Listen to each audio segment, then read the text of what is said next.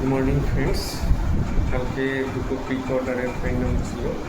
একটা হচ্ছে Morocco Canada, আর একটা হচ্ছে ফ্রান্স আর প্যারাগুয়ে। প্রথম খেলাটায় মরক্কো জিতে যায়, কানাডা হেরে যায়। আর দ্বিতীয় খেলাটায় ফ্রান্স জিতে 1 গোলে। কিন্তু এরকম জঘন্য খেলা খুব কমই দেখেছি।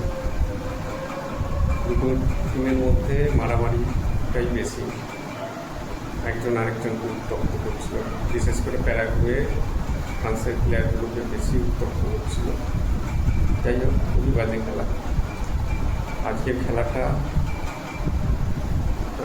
খুবই ভালো। ব্রাজিলের খেলা আছে, এটা মাঝরাতে হবে। ব্রাজিল নরওয়ে দ্বিতীয় খেলাটা,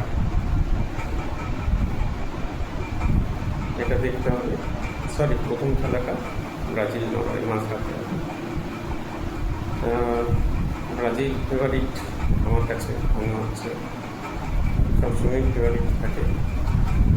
নরওয়ে ভালো টিম, হল্যান্ড ভালো স্ট্রাইকার। দেখা যাক কে জেতে। আপনাদের কী মনে হয় কে জিততে হবে? অপেক্ষা করতে হবে। আজকেও রাত থেকে খেলা দেখতে হবে, এই কারণে আর মর্নিং ওয়াকে যাওয়া হচ্ছে না। যাই হোক, আমি তো খেলা দেখব, আপনারাও পারলে দেখবেন। এখানেই রাখলাম।